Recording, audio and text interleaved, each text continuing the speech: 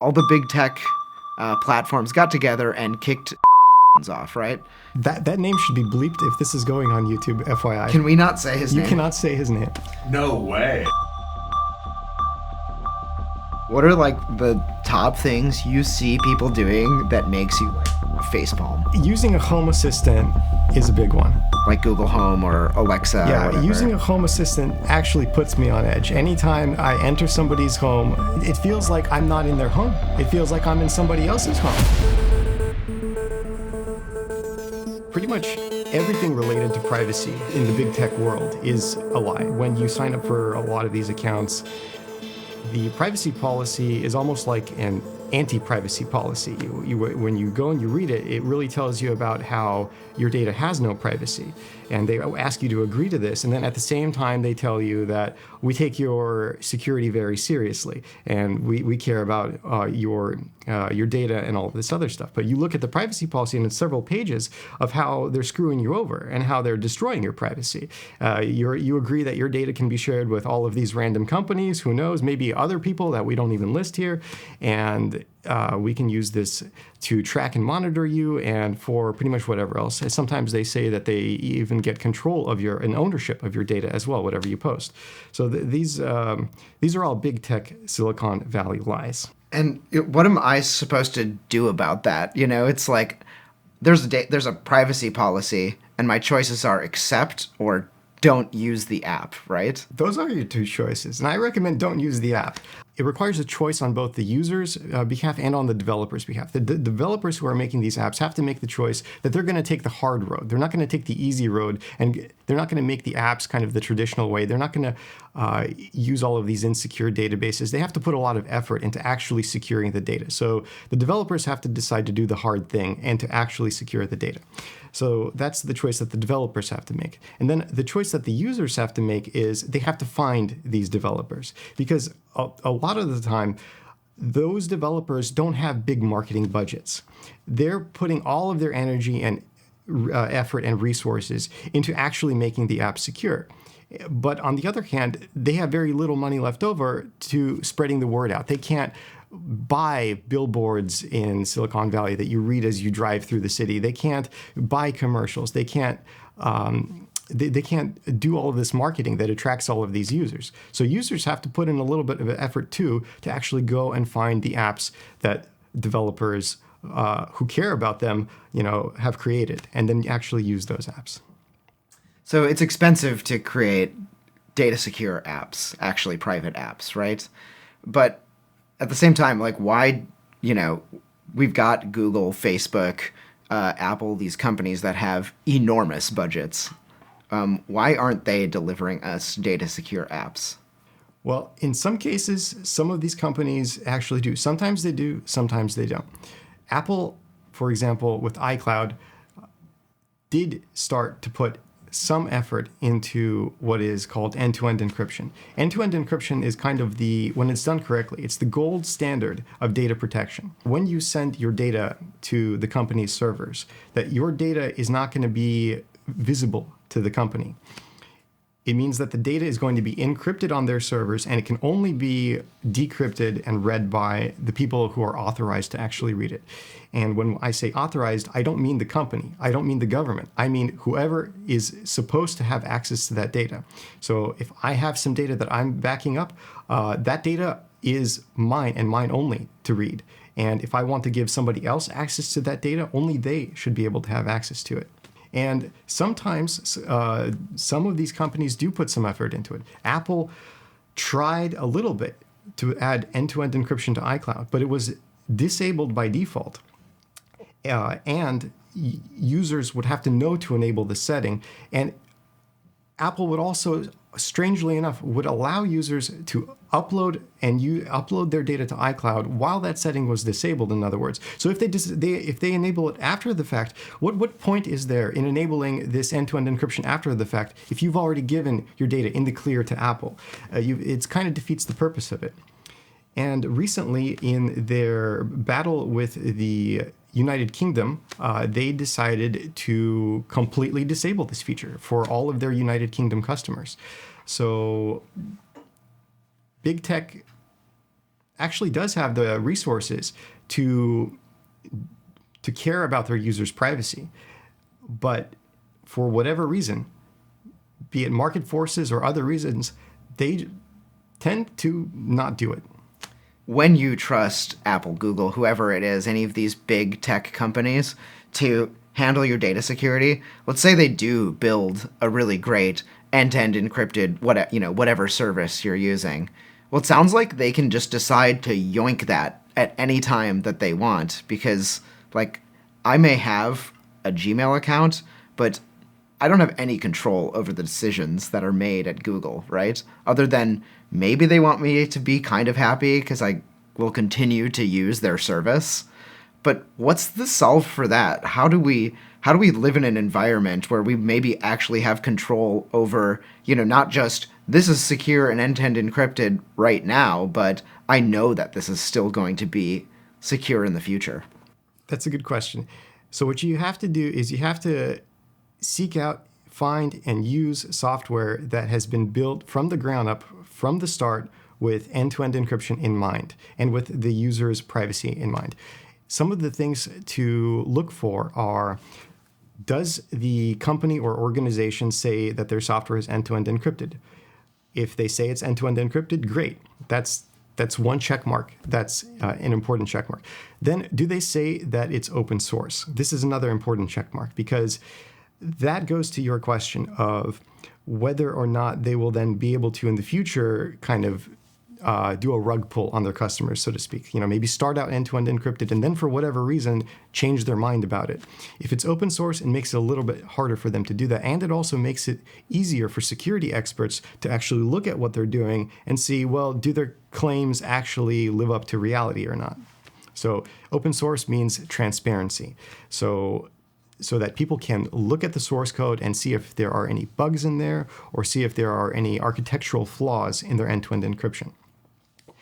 So end-to-end encryption, open source, and then one final check mark, which is very hard to find, but there are people doing this, including us, and that is some kind of decentralization. That's the biggest thing that kind of gives you that guarantee that this is a company or an organization who is creating something that will be there for the long haul.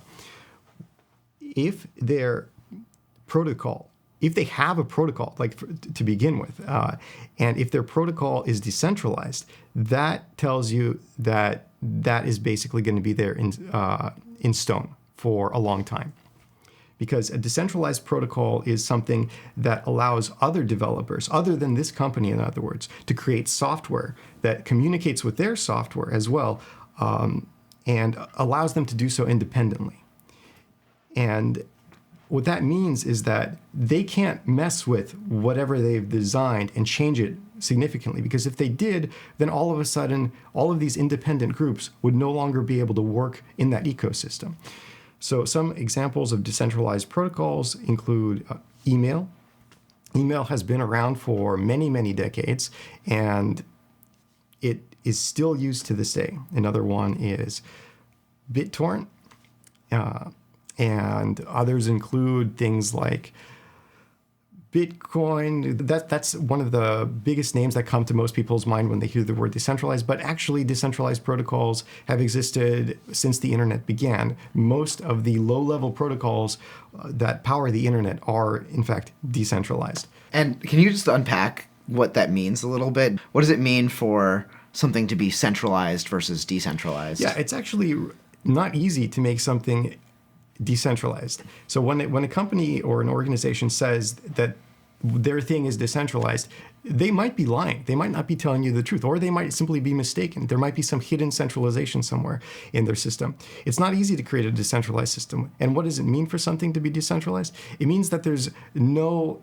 central point of control. The traditional way of doing things is a centralized approach. So there's a company like Apple or Google or Facebook, and there are managers at these companies, and they say, well, I want things done this way. Okay, now a few years have passed. I've changed my mind. I want things done this other way, and I want you to completely change the product that we have. I want you to completely redesign it, do something else, make something different. That is a centralized approach to creating software.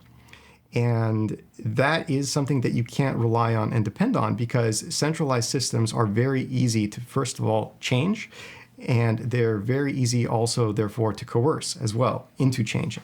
Whereas decentralized systems are difficult to change. They're purposefully created in a way that's very difficult to change in order for them to be able to last for a long period of time. Are there any common misconceptions you hear all the time that people believe about how our data is handled right now? A lot of awareness has been raised on this specific topic about what's done with our data. So a lot of people are now used to the idea of targeted advertising, for example. And so they know that anything that they post to Facebook, Twitter, or Instagram, or whatever can be used to create a shadow profile on them that then is sold in this data broker market that's sold to companies so that they can provide people with more relevant ads. That is, on the one hand, a positive thing, but it can also be something that can be abused to track and surveil people and manipulate them as well. I mean, most of us out there have, even if we know about the risks, even if we know that our data is being sold, even if we've heard about these leaks, these data breaches that happen, people's identities getting stolen, I think a lot of us kind of rationalize and say, it's not going to happen to me. How likely is this? Who's actually going to see this? Who cares about my little life, right? What's the real risk I'm taking there? The number of risks that people take in using the existing kind of software that we have in, the current world out there are actually almost incalculable. It's not just that data brokers can serve you more relevant ads. That's kind of one of the big talking points that has been brought up in recent times. But using the systems that we have around today, what people oftentimes don't understand is that these centralized systems, these centralized social networks especially, they are very brittle. They're very easy to manipulate. They are in fact designed that way.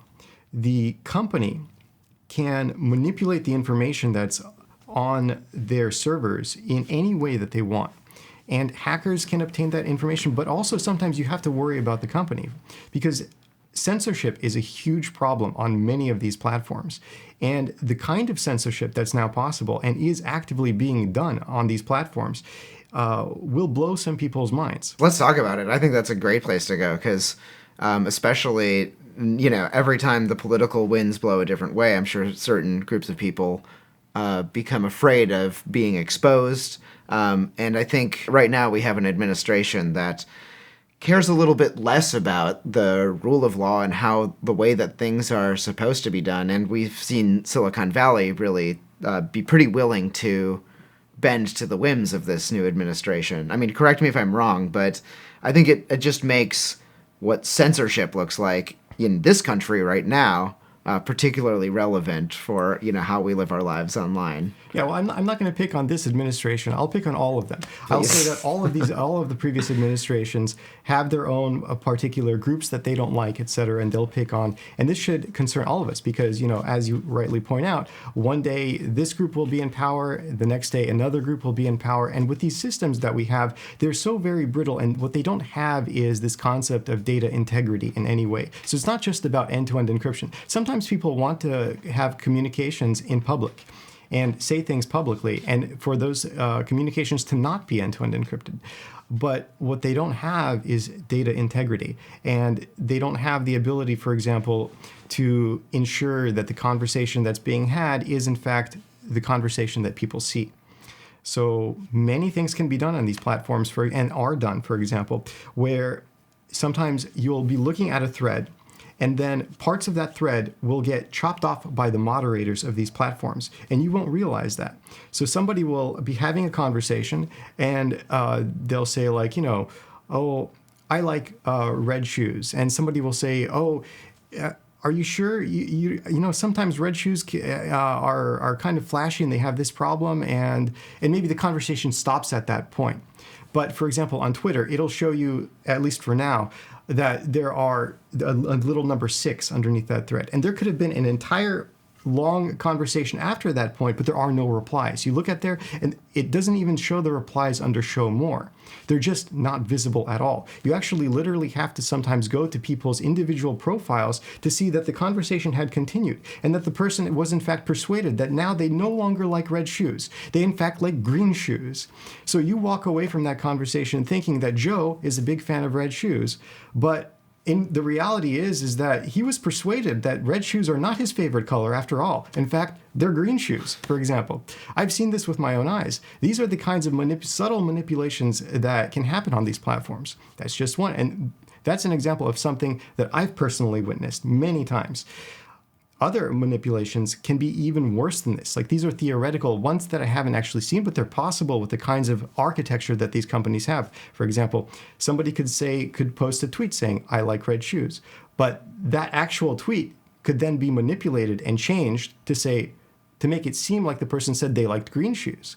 There's nothing preventing this from happening. The only thing is that if the company is caught doing that, of course, their reputation will get worse. But these companies have been caught doing various nefarious things, like interrupting the flows of conversations to, to shift the perspective of the audience in one way or another. That's already very shady. So what's stopping them from taking the next step and just putting words in people's mouths? There isn't much preventing them. In fact, their software does support that capability. We could make software that prevents that from happening, literally makes it impossible for that to happen. And we might not even know if it has happened already, right? Because it's possible. Right. So we have no idea. That's kind of the scary thing, is that all of this is happening, and with the current framework, the current way that things work, we just can't know unless we experience it firsthand for ourselves. Right. You said we can build software where it's impossible for that kind of thing to happen. What's the difference? Like, what makes it impossible? What is it that cannot be done, or that is possible right now that can be made impossible, that'll change all this? So what can be done is introducing the use of actual cryptography into the messaging protocols that these platforms support. By using cryptography, you can do a few things. You can guarantee, for example, that messages have digital signatures on them, and that only people who are authorized to write messages are allowed to write messages. You can also guarantee that messages that are written in the past cannot be tampered with or modified. You can do various different things to kind of give a strong, solid foundation for the actual platform, on top of which conversation can occur. Mm-hmm. The other thing that these platforms like X or Facebook or anybody can do now is they can make accounts disappear. They can make your likes disappear. They can ban users, right? They basically have the power. They can modify conversations. They can do whatever they want, right?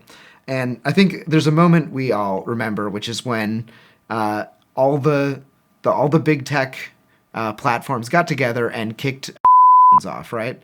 That name should be bleeped if this is going on YouTube, FYI. Can we not say his name? You cannot say his name. No way. What can we... Talk about it. Oh, really? Wow. There is a certain personality. Seriously? A certain media personality. You can say that, yeah. But there is a certain... Okay, wow. Yeah. I didn't know that. Yeah. Whoa. Okay.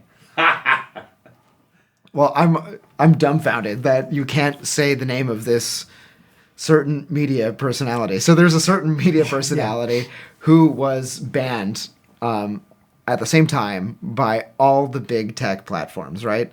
And he's a polarizing person, and I think many people were happy to see him go in some ways because because of the things that he's said and done in the past. But at the same time, I think it's a little hard to watch someone get banned by some of the most powerful entities in the world that are unelected, mega corporations, and realize that, like, the town square, this thing that's this digital town square, is something that ultimately we have no power over. And I'm wondering if you can help us just unpack and understand that moment and what that meant.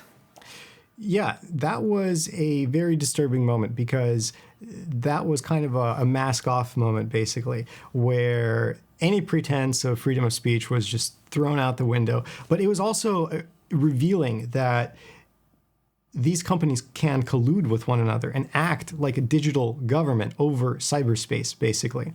And that is scary because they collectively banned this person from multiple different big tech platforms pretty much at the same time. So that shows that this isn't really, they were saying, some people try to defend this and say that, oh, they're private companies, they can do whatever they want. But when they're all acting in collusion with one another and they all pretty much have control over like 95% of the conversation that happens on at least the Western internet, that is the behavior of a government, essentially, that can censor what is and is not allowed to be said online. And that is, a serious problem, especially in a country like America where we value freedom of speech so highly. So they did eventually have their account restored on X, but not on other platforms necessarily. That is a situation that's problematic. Then decentralized technologies can prevent that kind of stuff from happening. What they do is they take power from the center, from these big tech CEOs, and they kind of distribute that power out into the hands of the people. And so if some people don't like what this person has to say, they can not follow that person, they can block that person, etc. But at least it's their choice, and it's not somebody else making that decision on their behalf. What are like the top things you see people doing that makes you like facepalm? Using a Home Assistant is a big one. Like Google Home or Alexa. Yeah, or using a Home Assistant actually puts me on edge. Anytime I enter somebody's home and they say they have one of those things, like it puts me on edge because it feels like I'm not in their home. It feels like I'm in somebody else's home. I have no idea who's on the other end of that device. There are stories of people getting phone calls from like Amazon employees calling in on them, like either worried for their safety or, who knows what, or maybe like because somebody said something that was taken out of context, etc. The Amazon employees listening to different conversations. Like you can read various stories online about these kinds of incidents. So just why? That's what comes to mind. Why would you do that to yourself? No. What about just like the assistant like on your phone if you have Siri or something like that? If the assistant is not entirely doing all of the processing locally on your device, I would not use it. And as far as I know, most, if not all of those assistants send the audio data to centralized service over the internet. I would never use an assistant that does that. That makes no sense to me at all. I'm pretty sure the Google Assistant sends it over the internet because it doesn't work when you don't have a network. Yeah, and that's another thing is that, what happens if your internet goes down? Why do you even want a product that can't work if the internet goes down? It makes no sense to me. It's like a broken product. Okay, are there any other things that you see people do? And it's like we all just don't know better, but are there those things that you see people do and you go, "Why are you doing this? You need to stop immediately." Anytime they are sending text messages to one another using an insecure messenger, it just makes no sense to me. Why do you want to have a conversation that's basically public? Well, there's no reason to do that. You can easily replace that in like 5 seconds with an end-to-end encrypted messenger. Like, for example, Signal or Delta Chat or, various different other end-to-end encrypted messengers that have been released over the years. Yeah, so don't use your iChat or your built-in messenger on your Android phone or whatever. iMessages, for example, Apple alleges that they're end-to-end encrypted, but they are only end-to-end encrypted between iPhones. So if you talk to somebody with an Android device, they're not end-to-end encrypted anymore. But you shouldn't have to worry about that if you have an Apple because you're not supposed to talk to the Android people. I mean, that just seems like a weird thing to do. I agree. Yeah. It's weird. I've heard Apple people be like, "You, Android." And I'm like, it's just your phone. Come on. I buy whatever phone is affordable and fine. Well, I use Graphene OS, which is an Android derivative. So. Well, what is that? Graphene OS is a hardened, secure, security-focused version of Android. We don't have to look at the world and accept the way things are. There's this amazing quote by Ursula Le Guin that I'm going to maybe butcher, but it was something like, it's hard to, I think she was talking about capitalism, but she was like, it's hard to imagine, a world after capitalism, but it was really hard for serfs to imagine a world without the divine right of kings, So maybe it's hard for us to imagine a world without the divine right of Silicon Valley, but you're building it. Yeah. We're not just building it. We've already released one piece of software that has it. Group Income exists today. It's free and open source. You can use it right now. And it's a great way for a small group of people to provide themselves with a financial safety net. And it also has pretty much all of the features of Slack or Discord built into it. So it's great for doing community chat as well. Yeah, can you tell me what is Group Income exactly? So Group Income is a way of doing it's like do-it-yourself Social Security. Instead of giving money to the government to collect when you're old and falling apart, you can help your current group of friends or family or community with a financial safety net now, because a lot of people need it now. And Group Income lets them do it in a way that's completely private and end-to-end encrypted. And you can also use it to communicate with each other. You can, use it to share cat photos or videos, and you can. You can also use it to collaborate on projects as well. Develop new software, develop a new app using Chelonia when we release it. It's got all the bells and whistles of a software like Slack or Discord. I like that you built this app that's, for building this, this financial safety net amongst your social network. But you're like, oh, and by the way, we also just built, a Slack Discord equivalent thing. Yeah. That's just there for you. Yeah. Yeah. The reason we were able to do that was because, honestly, we had a great team together, and some of the developers who weren't working on the end-to-end encryption stuff just were waiting on us to build out the framework, the end-to-end encryption stuff, and they were like, oh, there's another, chat-related feature where you guys could be working on in the meantime. Like, they're just waiting on us, basically. Yeah. What was it that made you decide to build Group Income? So what made me decide to create Group Income was seeing people personally who are close to me struggle financially. And I wanted to see fewer people in that position. And I also knew that there are people whose the spark of life in them, their talents, their genius is just being crushed by the way that we've created society. Crushed by these financial chains of having to work at a job they don't like, doing things they don't want to do just to pay the bills so that they could have food and shelter. So much of humanity's potential could be unleashed if we fixed that problem. So that's where my inspiration for working on Group Income came from. Like that. And I think that a lot of us maybe are sitting around hoping that the government will solve this problem for us. And, maybe someday we will build a government where we all get our piece and we're able to contribute how we want to contribute. But some governments solve problems, other governments create problems. Some do both at once. Yeah, some do both at once, yeah. So you can, sit around and wait for them to either make things better or make things worse, or you could, take charge and do it yourself. So what Group Income reminds me a little bit of the first insurance, because first insurance wasn't just like a company, right? It was literally communities getting together and pooling some money so that they could cover things when something happened to somebody, right? I like that you're taking that and you're kind of shrinking it back down into your social network. And I don't mean your online social network. I mean like the people that you actually know and care about. Yeah. You said it was based on what's the number of people that you can have relationships with? Oh yeah, Group Income is designed around Dunbar's number, which is It's the average number of meaningful relationships that a person can have with people. And that number was found to be about 150. So we don't allow groups to grow beyond that size. We have plans for how to scale it for